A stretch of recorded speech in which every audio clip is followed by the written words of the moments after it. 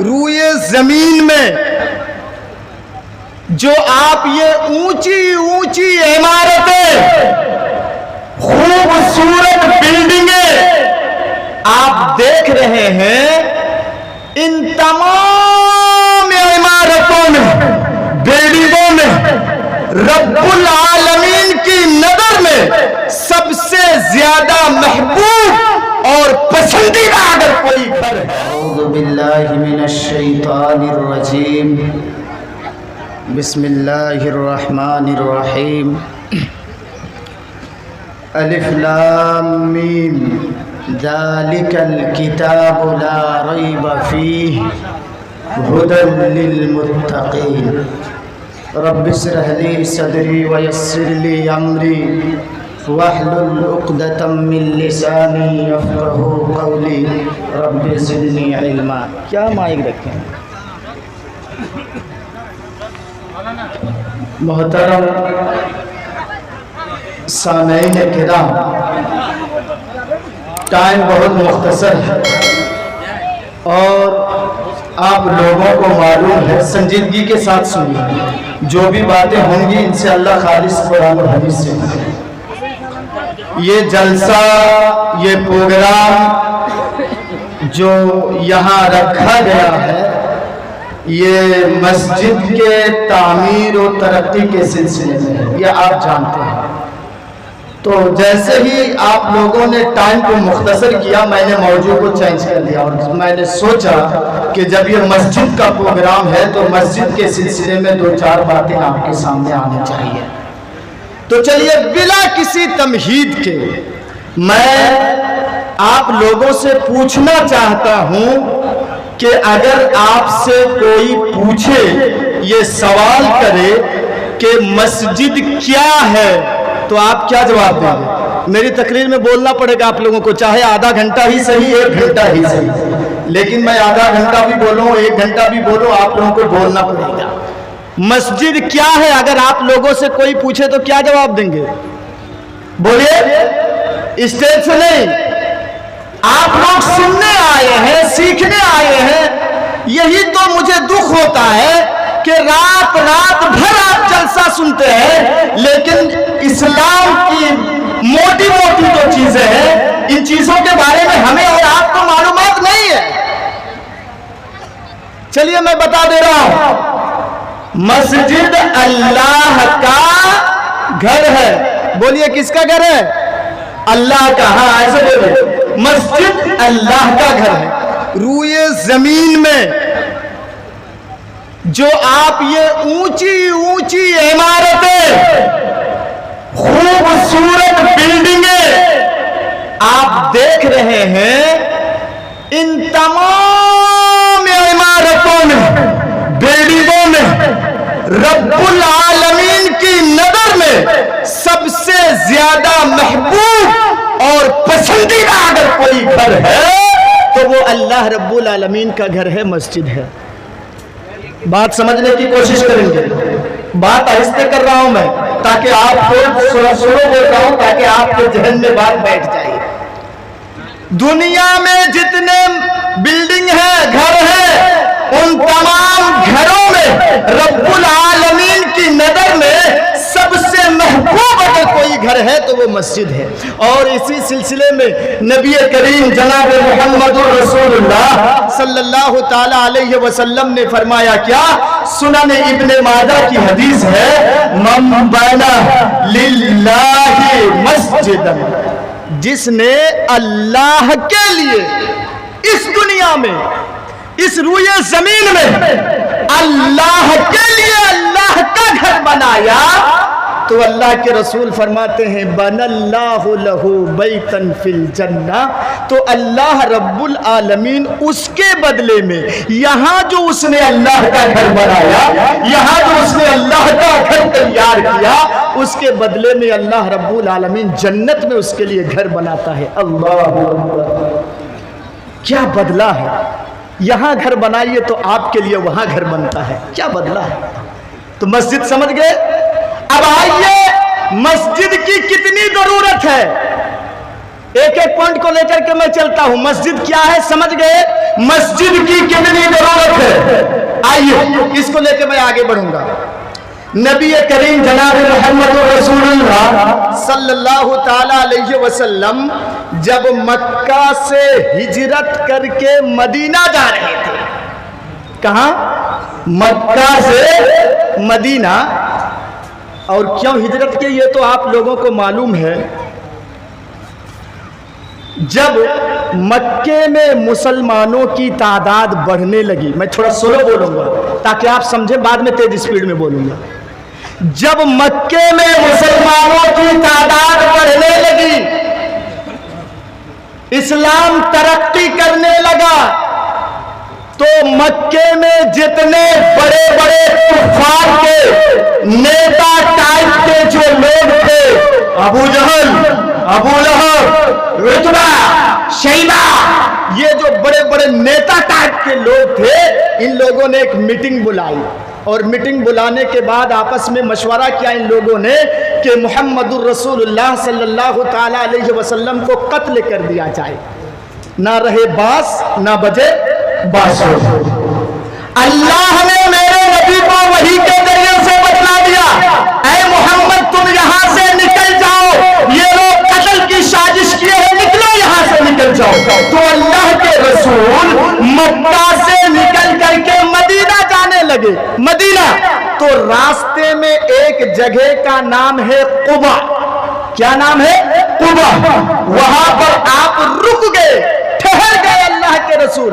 اور سیرت کی کتابوں کو آپ مطالعہ کیجئے، 1-2 دن نہیں بلکہ اللہ کے رسول 14 دن تک وہاں ٹھہرے. کہاں؟ قبا میں. اور سب سے پہلا کام جو اللہ کے رسول نے کیا تھا وہ کیا تھا معلوم ہے؟ اللہ کا گھر بنایا. کہاں؟ قبا میں. بہت سے لوگوں کو معلوم نہیں، سمجھتے ہیں کہ مدینے میں جو مسجد نبوی ہے وہ پہلی مسجد ہے. نہیں، راستے میں قبا میں اللہ کے رسول نے سب سے پہلا کام 14 دن کے اندر مسجد تعمیر کی. آپ ایک مسجد تعمیر کرنے کے لیے یوپی سے مولانا بناتے ہیں، لوگوں کی بھیڑ جمع کرنے کے لیے. ہاں، اور اللہ کے رسول قبا میں دیکھیے 14 دن ٹھہرے، 14 دن کے اندر مسجد تعمیر کر دیا اللہ کے رسول. اس کے بعد وہاں سے جب مدینہ آئے اللہ کے رسول، اور نبی اکرم کی اونٹنی جہاں بیٹھی سواری، اللہ کے رسول نے دیکھا سامنے خالی جگہ ہے، مربد خالی جگہ ہے. اللہ کے رسول نے پوچھا یہ جگہ کن کی ہے؟ لوگوں نے بتایا اللہ کے رسول یہ 2 یتیم بچوں کی ہے، 2 یتیم بچوں کی. اللہ کے رسول نے کہا دونوں کو بلاؤ. تو دونوں بچے آئے. آنے کے بعد اللہ کے رسول نے کہا بیٹا یہ زمین تم دونوں کی ہے؟ تو دونوں بچوں نے کہا ہاں اللہ کے رسول یہ زمین ہماری ہے. نبی اکرم نے کہا ایک کام کرو، یہ زمین قیمت کے بدلے میں، درہم و دینار کے بدلے میں تم اس زمین کو بیچ دو قیمت کے بدلے میں. کیوں؟ میری خواہش ہے، میری تمنا ہے کہ یہاں پر میں اللہ کا گھر بناؤں گا. یہ دیکھیے سب سے پہلا کام اللہ کے رسول کیا کر رہے ہیں؟ مدینے میں پہنچ کر کے مسجد بنا رہے ہیں. چیتر کوٹھی والوں مسجد بنائیں گے. ابھی فیضی صاحب چندہ کر رہے تھے، میں نے دیکھا مسجد بنے گی یا نہیں بنے گی.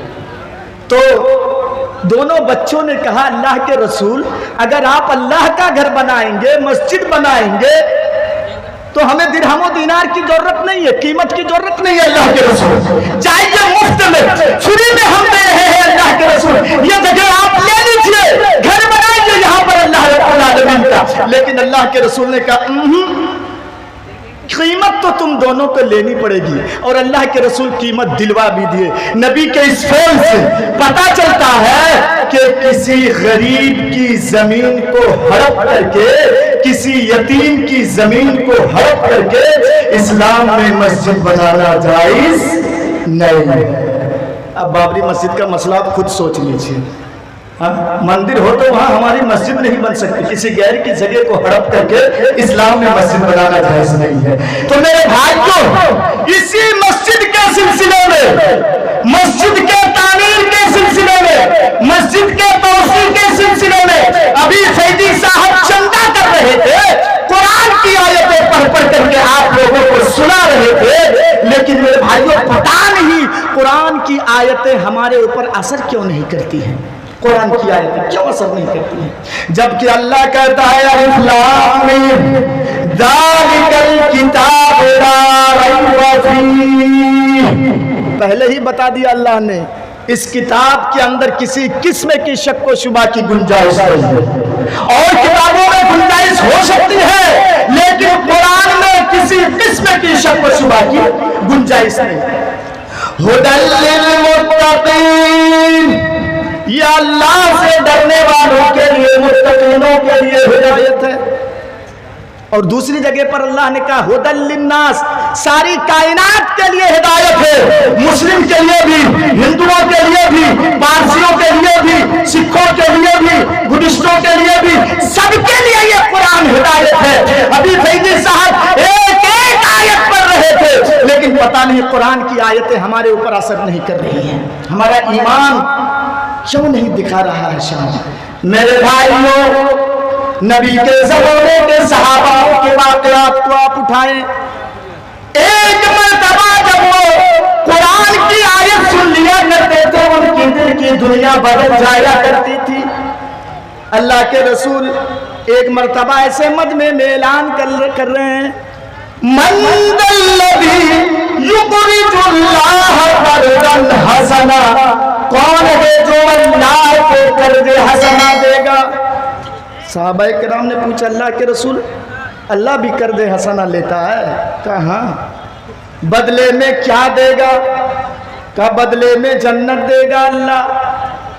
حضرت ابو دردا انصاری یہ دیکھیے پہلے پوچھتے تھے جنت کی بات آ جائے، صحابہ کرام دور پڑتے تھے، جنت کی بات سن لیتے تھے پھر رہتے نہیں تھے، رکے نہیں رہتے تھے۔ ہاں جنت ملے گی، دنیا کو کیسے ہو ایسے ہی گزر جائے گی لیکن وہ زندگی ہمارے لیے ٹھیک ہو۔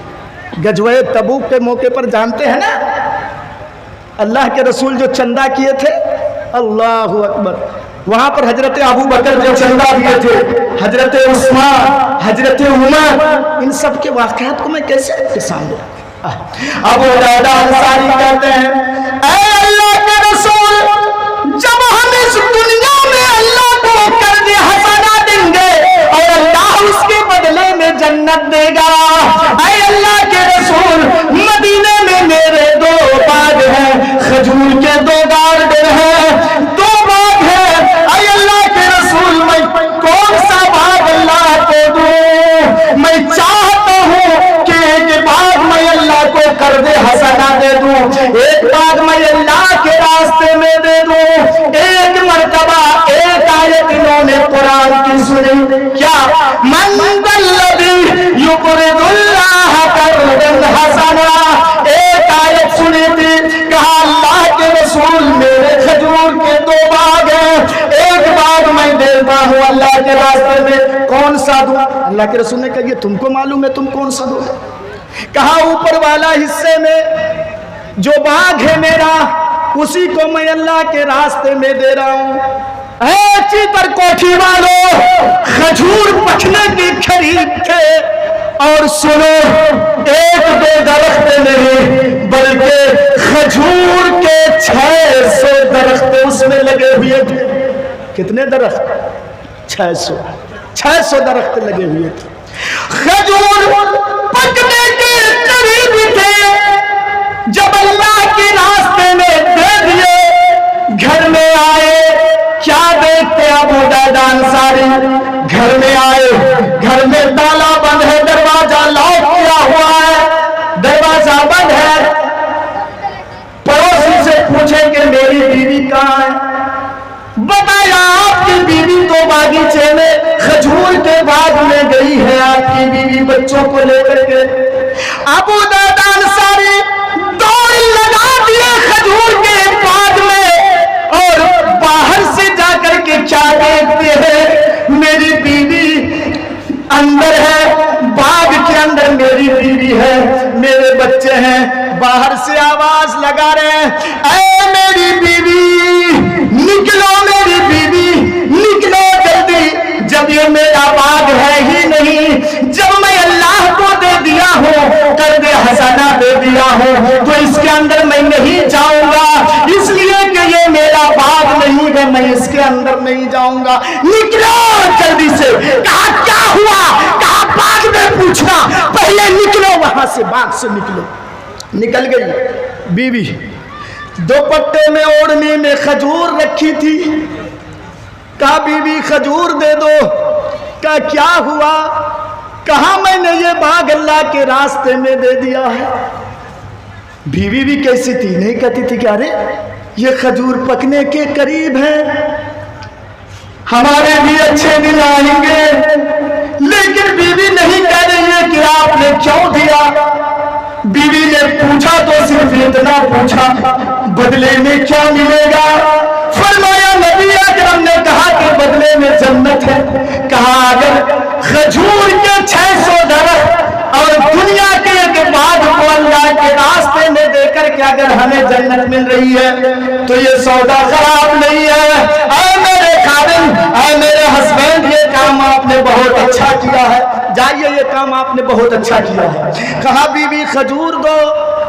بیوی کے اوڑھنے میں دوپٹے میں جو کھجوریں تھی ان کھجوروں کو لے کر کے ابو دادا باغ کے اندر پھینک دیتے ہیں۔ بچوں کے پاکٹ میں جو کھجوریں تھیں ان کھجوروں کو باہر نکال کے باغ کے اندر پھینک دیتے ہیں، اور بچوں کے منہ میں جو کھجوریں تھیں ان کو بھی نکال کے پھینک دیتے ہیں، اور کہتے ہیں اے اللہ میری بیوی کو معلوم نہیں کہ میں نے یہ باغ تم کو دے دیا ہے۔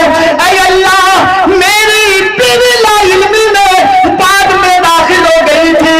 اے اللہ جو کھجوریں ان کے پاس تھی ان کھجوروں کو میں نے تیرے باغ میں ڈال دیا ہے۔ اے اللہ جو کھجوریں میرے بچوں کے پاکٹ میں تھی، اے اللہ میں نے ان کھجوروں کو بھی نکال کے باغ میں دے دیا ہے۔ جو بچوں کے منہ میں تھی ان کھجوروں کو بھی میں نے باغ میں ڈال دیا ہے۔ یہ کھجوریں اب ہماری نہیں ہے۔ اے اللہ جو میرے بچے کھا چکے ہیں اس کا میں مالک نہیں ہوں، یہ میں کچھ نہیں کر سکتا جو میرے بچے کھا چکے ہیں۔ تیتر کوٹھی والو سن لو، ایک مسجد بنائیں گے اور سن لیجیے مغرب کے بعد سے لے کر کے قرآن کی آیتیں اب تک سن رہے ہیں، لیکن پتا نہیں قرآن کی آیتیں ہمارے دلوں میں اثر کیوں نہیں کر رہی ہیں۔ دیکھا آپ نے ایک آیت قرآن کی سنی اور ایک دو بچی، بلکہ کھجور کے 600 درخت، ایک باغ جس میں کھجور کے 600 درخت لگے ہوئے تھے اللہ کے راستے میں دے دیے۔ وقت بہت کم ہے، اے میرے نوجوانوں، اے میرے بھائیوں، ایک بات میں آپ لوگوں سے ریکویسٹ کرتا ہوں، سنیے مذہب اسلام میں کسی کے سامنے ہاتھ جوڑنا جائز نہیں ہے، چاہے وہ کتنی بڑی ہستی کیوں نہ ہو، کتنی بڑی ہستی کیوں نہ ہو، کسی کے سامنے ہاتھ جوڑنا جائز نہیں ہے۔ لیکن تیتر کوٹھی والوں، رب کے اس گھر کے لیے جہاں پر 24 گھنٹے میں 5 مرتبہ اللہ اکبر کی صدائیں بلند ہوں گی، اشہد ان لا الہ الا اللہ کی صدائیں بلند ہوں گی، اشہد ان محمد رسول اللہ کی صدائیں بلند ہوں گی، نماز کے لیے آپ کو پکارا جائے گا۔ رب کے اس گھر کے خاطر رات کے تقریباً 1:30 بجے، رب کے اس گھر کے خاطر رات کے تقریباً 1:30 بجے، اے میرے چیتر کوٹھی کے میرے باپو، نوجوانوں، میرے ماموں، جتنے آپ لوگ ہیں، میں آپ لوگوں سے ہاتھ جوڑ کے نویدن کرتا ہوں، آپ لوگوں کے سامنے رب کے اس گھر کے خاطر میں ہاتھ جوڑتا ہوں۔ سنیے میرے بھائیوں، جو دے دیا آپ نے فیضی صاحب کو دے دیا، جتنے تھے آپ کے پاس آپ نے اوپر والے جیب سے، آپ نے نیچے والے جیب سے، آپ نے پیچھے والے جیب سے، ہر جیب سے نکال کے آپ نے فیضی صاحب کو دے دیا ہے۔ لیکن اے نوجوانوں، روپیے کمانے والوں، سنو، چائے بیڑی سگریٹ میں 200-400 برباد کرنے والوں، میرے بھائیوں، میں آپ لوگوں کے سامنے ہاتھ جوڑ کے صرف اتنا کہتا ہوں کہ آپ کے پاس جو چائے کے پیسے ہیں، آپ کے پاس اگر 10 ہی کا نوٹ ہے، آپ کے پاس اگر 2 ہی روپیے کا سکہ ہے، آپ کے پاس اگر 5 ہی روپیے کا سکہ ہے، تو اے میرے بھائیوں، میں آپ لوگوں سے ہاتھ جوڑ کے کہتا ہوں، دیکھوں گا اللہ کا ایک نام لے کے میں کھڑا ہوں گا۔